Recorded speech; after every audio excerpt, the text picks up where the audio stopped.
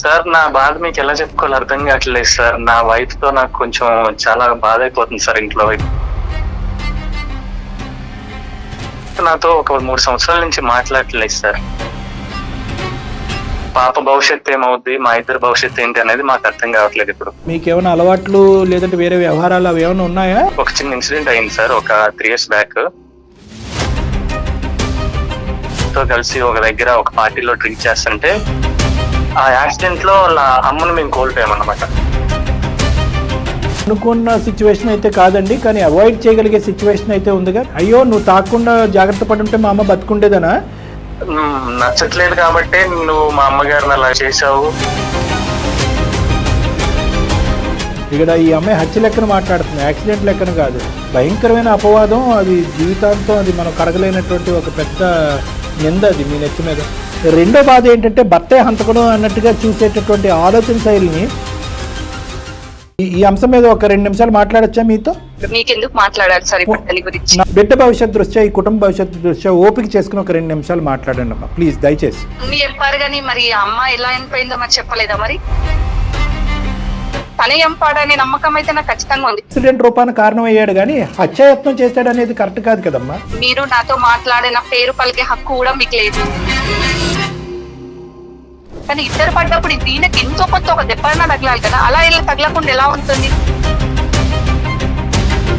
Accident అయ్యింది కదా, accident అయినప్పుడు ఇంకా తనతో పాటు నేను చనిపోతే శుభ్రంగా పిల్లతో సుఖంగా ఉండేదాని. మా అమ్మ మీ అమ్మ మాతో పాటు కంటిన్యూ అవుతుంది అనే మీ కండిషన్కి ఒప్పందం చేసుకున్నాడు.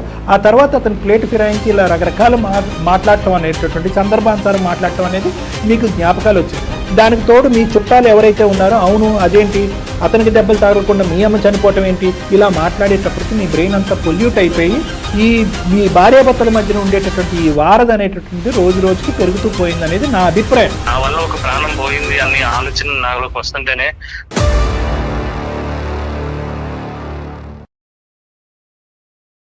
అందమైన జీవితం కార్యక్రమానికి స్వాగతం. నమస్తే కళ్యాణ్ గారు. నమస్తే జయ గారు. కళ్యాణ్ గారు, వేణుగోపాల్ అనే ఒక ఆయన మనకు మెయిల్ చేశారండి. ఒకే ఇంట్లో ఉంటున్నారు, 3 సంవత్సరాల నుంచి భార్యాభర్త మాట్లాడుకోవట్లేదు.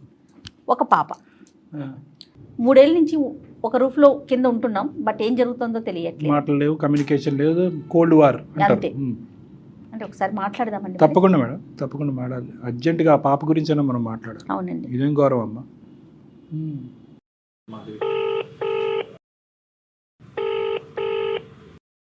హలో, హలో వేణుగోపాల్ గారా?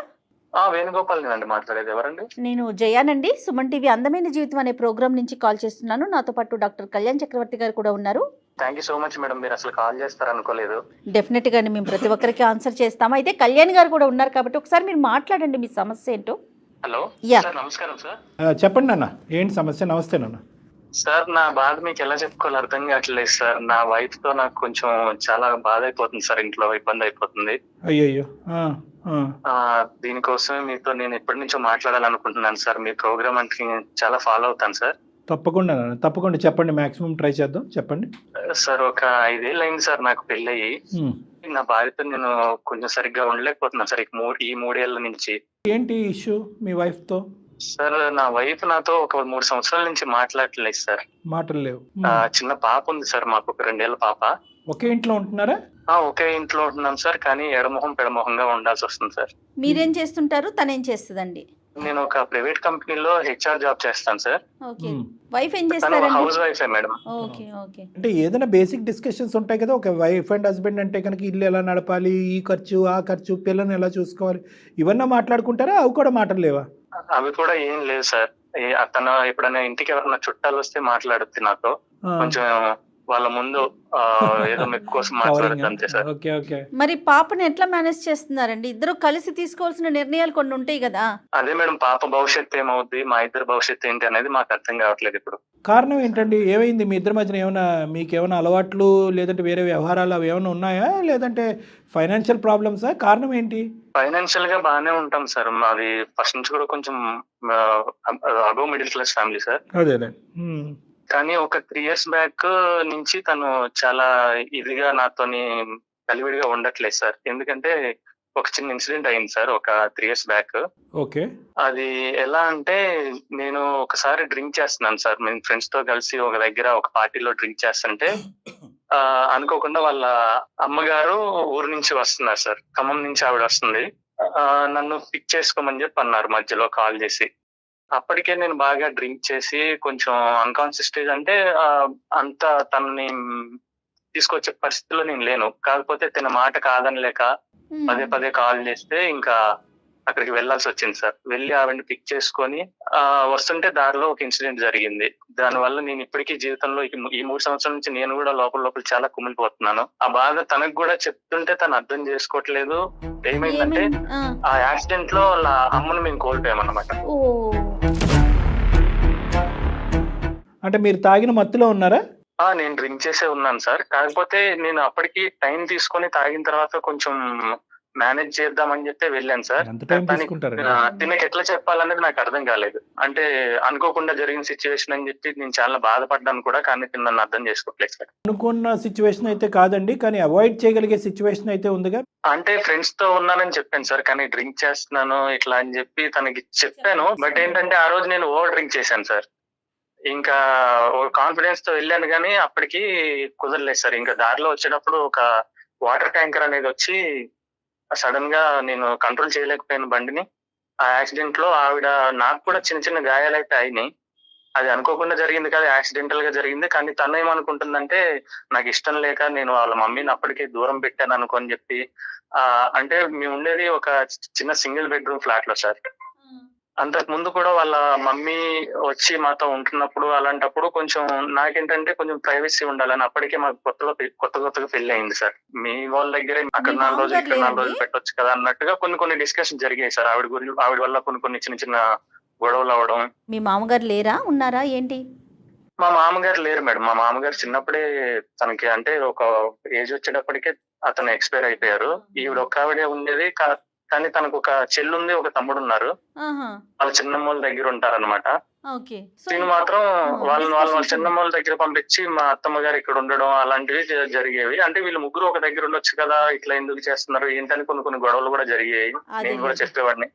అంటే చుట్టం చూపుకి వస్తే ఒక 4 రోజులు 10 రోజులు ఉంటారు, కానీ ఇట్లా వస్తే ఒకటేసారి ఇక్కడ ఉండడానికి మాకు ఏంటంటే ప్రైవసీకి దానికి. ఇంకొకటి వచ్చేసి మేడం, చిన్న ఇరుకైన ఇల్లు అన్నమాట. ఒక సింగిల్ బెడ్రూమ్ లోనే మా ఇద్దరికి అని చెప్పి మేము ఉండేది. మీ వైఫ్ అనుకునేది ఏంటంటే, అయ్యో నువ్వు తాగకుండా జాగ్రత్త పడి ఉంటే మా అమ్మ బతుకుండేదనా? నచ్చట్లేదు కాబట్టి నువ్వు మా అమ్మగారిని అలాగా చేసావు, నీ వల్లే మా అమ్మగారు చనిపోయారని.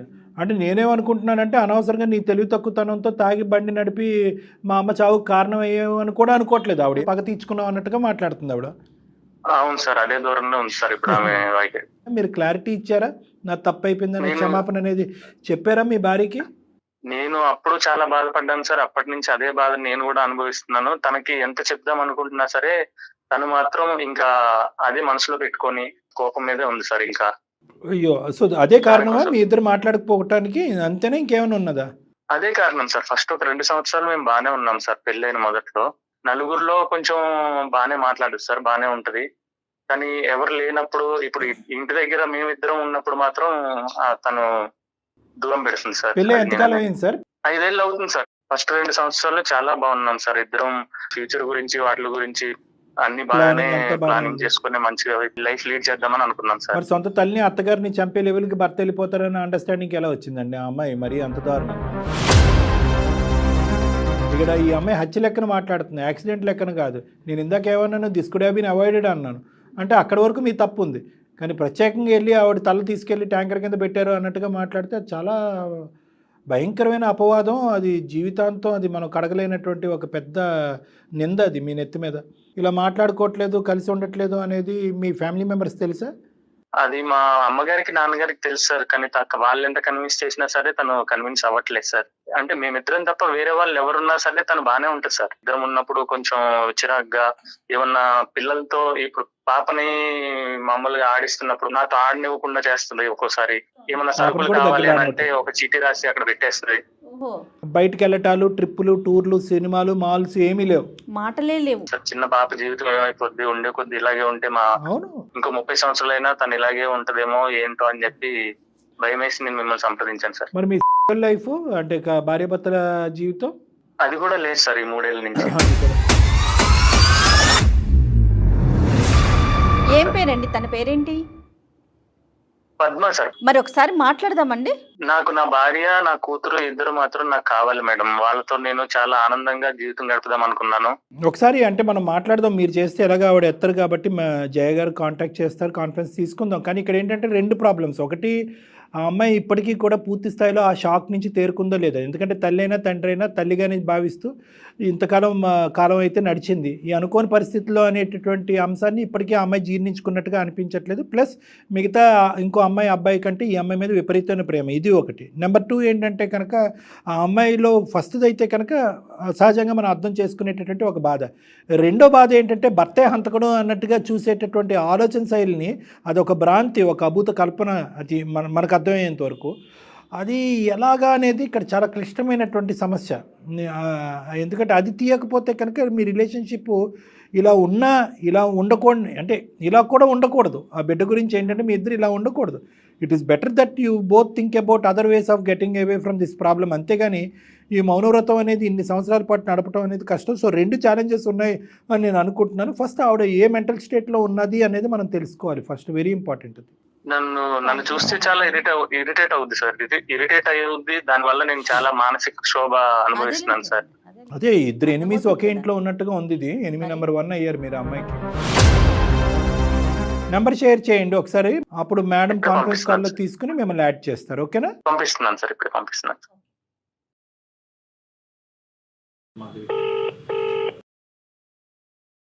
ముందు ఆయన మాట్లాడమంటారా? మనం మాట్లాడదాం. హలో, నమస్తే అండి, పద్మ గారా? అవునండి, మీరెవరు? నేను జయానండి, అందమైన జీవితం ప్రోగ్రామ్ నుంచి కాల్ చేశాను. మీతో ఒక 10 నిమిషాలు మాట్లాడొచ్చండి? చెప్పండి madam. Thank you so much అండి మీరు ఒప్పుకున్నందుకు. నాతో పాటు స్టూడియోలో డాక్టర్ కళ్యాణ్ చక్రవర్తి గారు కూడా ఉన్నారు. మాది అందమైన జీవితం అనే ఒక ప్రోగ్రామ్, బహుశా మరి మీరు చూసుండొచ్చు సోషల్ మీడియాలో. ఎందుకు గురించి కాల్ చేశారు మేడం? ఒక్క నిమిషం అండి. నమస్తే అమ్మా.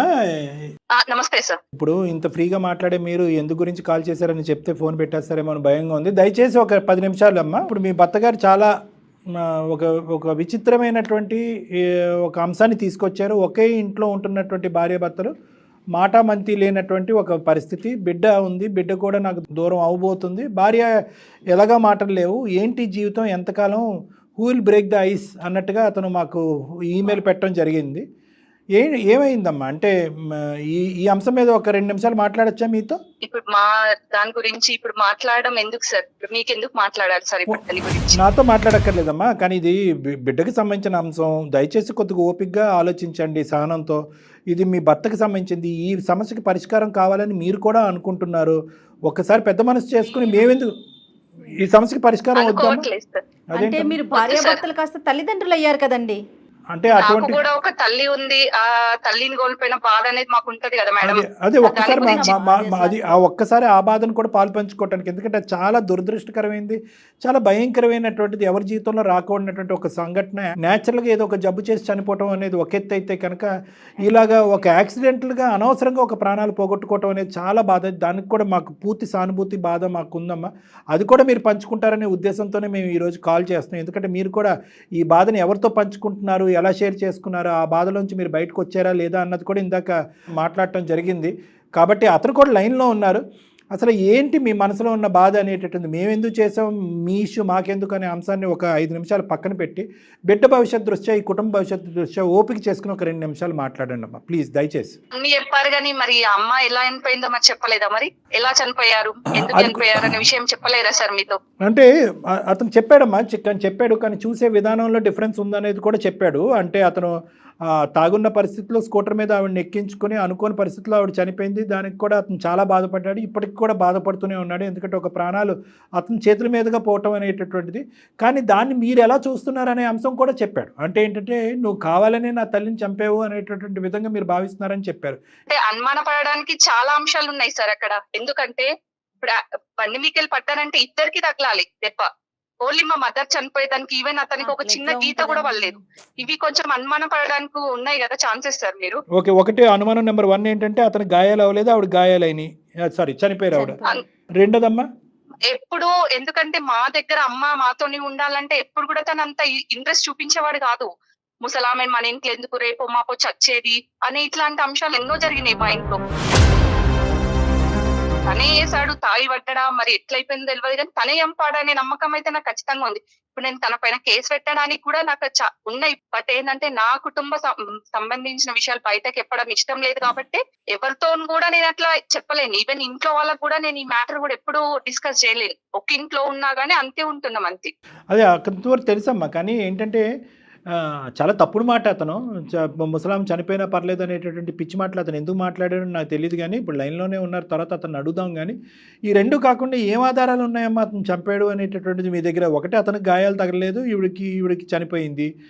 రెండోది ఏంటంటే తాగున్న మనిషికి గాయాలు ఎలా తగలలేదు, తాగలేనటువంటి మనిషి ఎలా చనిపోయింది. ఇలాంటివి ఉన్నాయి. అప్పుడే నేను తాగినా అని చెప్పేసి తీసుకురాకపోయినా అయిపోతుండే కర్మ కదా. ఈవెన్ మా ఇంట్లో ఉన్నప్పుడైనా తనతో ఈవెన్ ఒక్క రోజు కూడా మాట్లాడేవాడు కాదు. ఇప్పుడు నేనే అట్లా వాళ్ళ పేరెంట్స్ చేస్తే తను ఊరుకుంటారా సార్? తన మాటలు విని మీరు నాకేం సమాధానం చెప్పాల్సిన అవసరం లేదు, మీరేం నాతో మాట్లాడద్దు. కాదు పద్మ, నేను చెప్పేది నీకు నాతో పద్మాని పిలిచే రైట్స్ కూడా మీకు లేవు. మీరు నాతో మాట్లాడిన పేరు పలికే హక్కు కూడా మీకు లేదు. కాదు, నేను 3 సంవత్సరాల నుంచి ఎంత మిస్ అవుతున్నాను, పాపను ఎంత మిస్ అవుతున్నాను, అది నీకు అర్థం అవ్వట్లేదు. నేను తల్లిని ఎట్లా కోల్పోయాను మీ వల్లనే కదా. ఆ మధ్యలో జరిగిన గొడవల్లో ఎన్నో సార్లు నిన్ను తిట్టుండొచ్చు, కొట్టుండొచ్చు. కొన్ని సార్లు మనం ఇద్దరం నీ మీద చేయి చేసుకున్న ఉద్దేశం మాత్రం నాకు లేదు, కానీ నీ మీద చేయి లేకుండొచ్చు. కొన్నిసార్లు నిన్ను ఎప్పుడు కొట్టింది కూడా అది ఒకటే కాదులే. ఇప్పుడు తల్లి మీ అమ్మ ఎప్పుడు చచ్చిపోద్దన్న మాట కూడా అన్నారంట కదా, అది ఆవిడకి బాగా లోతుగా దిగింది. లేదు సార్, ప్రతిసారి ఇంట్లోకి రాగానే ఎందుకు వచ్చింది, ఎందుకున్నది, మన ఇద్దరి మధ్యలో జరిగే విషయాల్లో తను వస్తే మాత్రం నేను ఒక్కొక్కసారి నోరు జారి ఏదైనా అనుండొచ్చు, కానీ అంత కోపమే లేదు నాకు. చంపేసే స్థాయి వరకు వెళ్ళిపోద్దమ్మా ఆలోచన. అందరి ఇళ్లలో మీ చేతుల్లోనే కదా, మీతో ఉన్నప్పుడే అమ్మాయి అనిపోయింది కదా. వేరే దగ్గర ఉన్నప్పుడు అయితే ప్రమాదవశాత్తు అని నేను ఇలా అనుకుంటాను. చనిపోయింది మనిషి అయితే పోయింది కదా, మీకు ఒక్క దెబ్బ తగలకుండా ఇట్లా చనిపోతుంది. ఇప్పుడు ఏంటంటే ఒక భర్త, మీరు ఒక ప్రయాణం, ఒక బిడ్డను కన్నారా, 5 సంవత్సరాల పాటు ప్రయాణం. ఒక 5 సంవత్సరాల ప్రయాణంలో ఏ కోసానన్నా కూడా మీ అమ్మగారు ఉండకపోయి ఉంటాయి కనుక మీ భర్త గురించి ఇతను చంపే స్థాయి వరకు వెళ్ళిపోతాడు అనే అభిప్రాయం మీకు ఎప్పుడన్నా ఉండేదమ్మా? మీ భర్త గురించి మేము చెప్పాలా?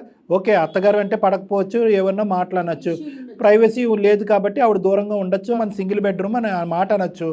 ఇలాంటి మాటలు ఉన్నంత మాత్రాన మనిషి తాగేసి వెళ్ళి బండిని బలవంతంగా గుద్దేసి చంపేస్తాడమ్మా. యాక్సిడెంట్లు అవుతాయి చాలా చోట్ల.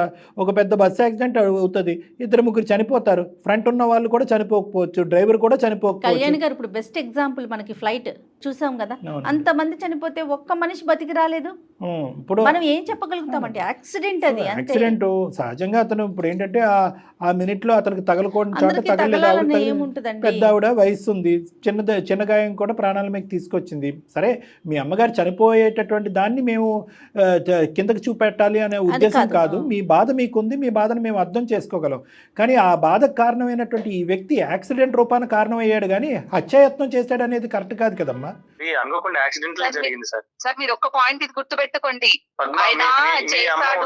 అన్నది నేను కొత్తగా పెళ్ళైనప్పుడు మనకి ప్రైవసీ కోసమే. నేను మీతో నేను సార్ తో మాట్లాడుతున్నాను, కానీ ఇద్దరు పడ్డప్పుడు దీనికి ఎంతో కొంత ఒక దెబ్బన్నా తగలాలి కదా. అలా తగలకుండా ఎలా ఉంటుంది? మీరు ఒకసారి మీ పాయింట్ ఆఫ్ వ్యూలో కూడా ఆలోచించండి. లేదు, అది కూడా ఆలోచించాను తల్లి, అది కూడా ఆలోచించాను. కానీ అమ్మ, ఇప్పుడు దానికి చాలా పర్మిటేషన్స్ అండ్ కాంబినేషన్స్ ఉంటాయి. కానీ యాక్సిడెంట్ అయ్యింది కదా, యాక్సిడెంట్ అయినప్పుడు ఇంకా తనతో పాటు నేను చనిపోతే శుభ్రంగా పిల్లతో శుభ్రంగా ఉండేదాన్ని. అలా కాదు, నేను మాట్లాడుతాను ఉండండి. ఇప్పుడు ఆవిడ అసలు మీతో మాట్లాడటానికి లేదన్నట్టు మాట్లాడుతుంటాను. అలా కాదు అమ్మ. ఒకటమ్మా, నిజంగా ఇతని హంతకుడే మీ అమ్మగారిని చంపాలి అనేటటువంటి పెద్ద ఉద్దేశం ఉంది అనుకుందాం. ఎందుకమ్మా ఇంత పబ్లిక్ ఇష్యూ చేసుకుని ఇలా చంపటం? ఏదో సీక్రెట్ గా ఇంకా రకరకాల పద్ధతులు ఉంటాయి కదా చంపడానికి. పబ్లిక్ ఇష్యూ చేసేది ఉంటే ఎప్పుడో పోలీస్ స్టేషన్ లో కంప్లైంట్ ఇచ్చేదాన్ని సార్. మీరు కాదు ఇంకెన్ని సంవత్సరాలు ఉంటావు నువ్వు ఇలాగా? ఇప్పటికీ 3 సంవత్సరాలు చూస్తూ 3 సంవత్సరాలు గడిచిపోయింది. ఎందుకంటే ఇది ప్రూవ్ చేయడం అనేది ఎవరి తరం కాదమ్మా. నీ మానసిక పరిస్థితి ఎలా ఉందో చెప్పమ్మా పద్మ. అంటే అమ్మ చనిపోయింది అనే బాధలోంచి మీరు బయటకు వచ్చారు. ఓకే, ఇతని మీద రకరకాల కోపాలు ఉన్నాయి, అది పక్కన పెడదాం ఒక 2 నిమిషాలు. మీరు పూర్తి స్థాయిలో తేరుకున్నారా? డిప్రెషన్ లాంటి దాంట్లోకి ఏమైనా వెళ్ళారా? తినగలుగుతున్నారా? పడుకోగలుగుతున్నారా? ఆలోచించగలుగుతున్నారా? బిడ్డను చూసుకోగలుగుతున్నారా? నేను అన్ని రకాలుగా బానే ఉన్నాను సార్, ఒక ఇష్యూ తప్ప, అంతే. సో దీనికి ఇప్పుడు దీనికి పరిష్కార మార్గం ఏంటో చెప్పండి. అతను చేసింది ఒకటి ఏ ముమ్మాటికి రకంగా పెద్ద నమ్మాలి తప్పు సార్? ఇంకా ఏంటంటే కనుక ఇదే డ్రింక్ చేసి డ్రైవ్ చేయటం అనేది అతను చేసింది పెద్ద తప్పు. తాగి డ్రైవ్ చేసి అతని ప్రాణాలకి ఏదైనా కూడా ఈరోజు ఆ బిడ్డ అనాథ అయ్యి ఉండేది. ఇప్పుడు అనవసరంగా ఇప్పుడు ఏమైంది, అతనికి ఒక గాయం తగలపోవటం. ఇప్పుడు అతను అనుకుంటా ఉంటాడు కొద్దిగానే గాయాలు తగిలింటే కనుక ఈ అనుమానం కూడా ఉండి ఉండేదని. సరే ఇప్పుడు అమ్ముంటే ఇప్పుడు మా ఇంట్లో నాకు ఇంట్లో తిరిగినట్టే అనిపిస్తుంది. ఎందుకంటే తన ఇంట్లో ఉంటే నాకు ఏదో ధైర్యంగా ఉంటుండే. ఇప్పుడు తను ఉండాలని మా పిల్లల్ని అవన్నీ చూసుకునే ప్రేమ నేను మిస్ అయిపోయాను కదా సార్. ఇప్పుడు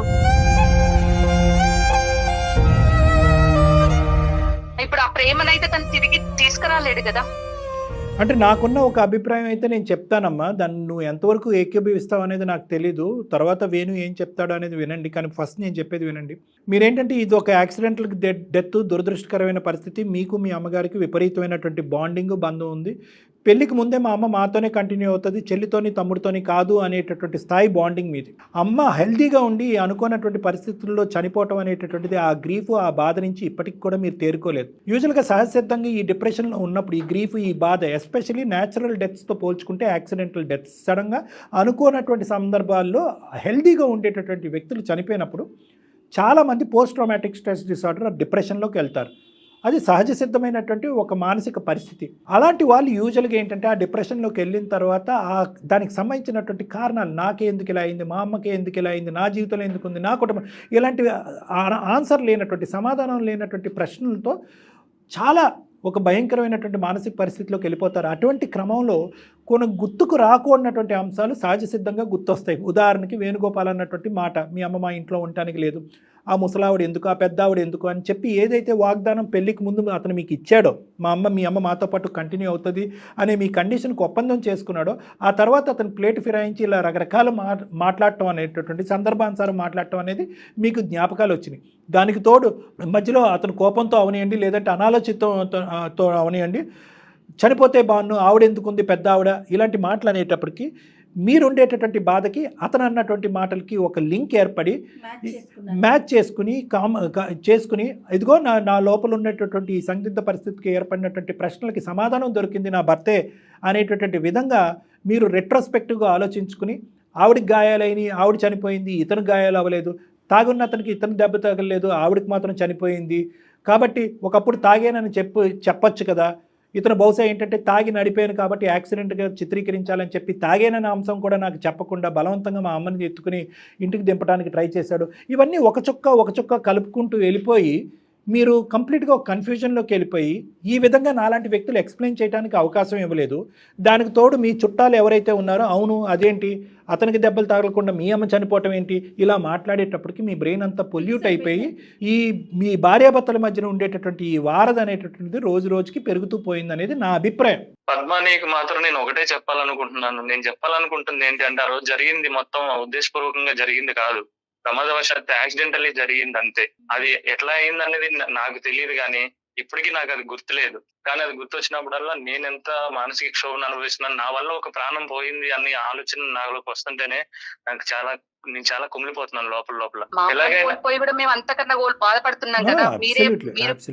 అబ్సల్యూట్లీ కరెక్ట్ అమ్మా, చెప్పండి అమ్మా. మీ అమ్మ నీకు, నాకు తెలుసు మా అమ్మ నాకెలాగో నీకు మీ అమ్మ అలాగే, కానీ నేను చేసింది ఉద్దేశపూర్వకంగా కాదు కదా, అది జరిగింది యాక్సిడెంటల్లీ. నీకు ఇంకెంతకు మించి ఎలా చెప్పాలి? నువ్వు ఎవరి మీద ఒట్టేయమంటే వాళ్ళ మీద ఒట్టేస్తాను, పాప మీద ఒట్టేసి చెప్తున్నాను.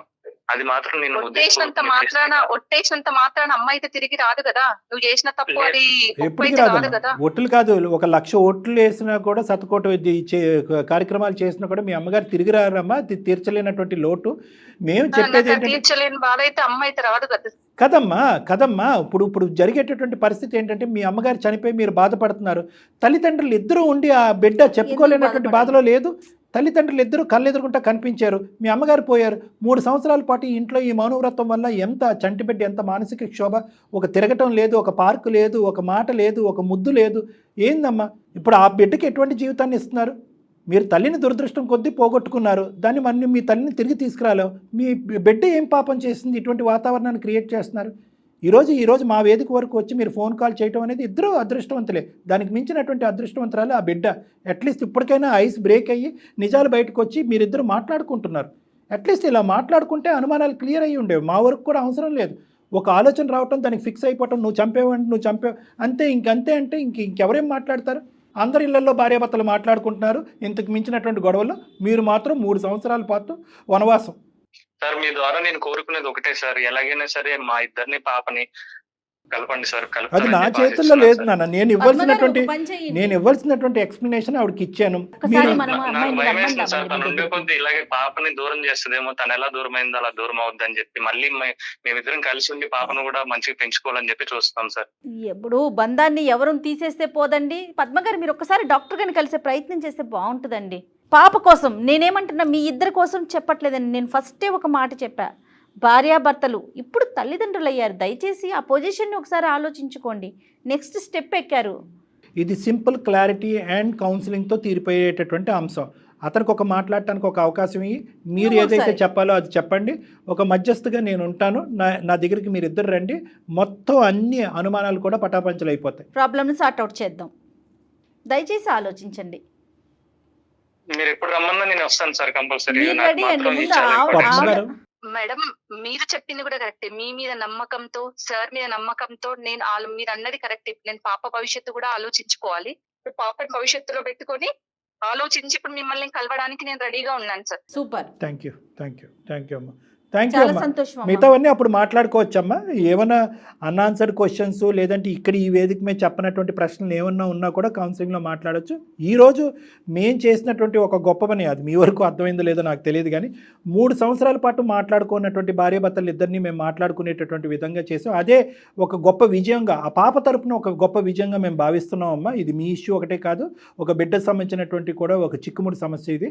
కాబట్టి ఇది పూర్తి స్థాయిలో మనం ముందుకెళ్ళి నా కౌన్సిలింగ్ ద్వారా మీ ఇద్దరి మధ్య అండర్స్టాండింగ్ పెరుగుతుందనే స్థాయి నమ్మకం కూడా నాకున్న అనుభవంతో నాకు ఉంది.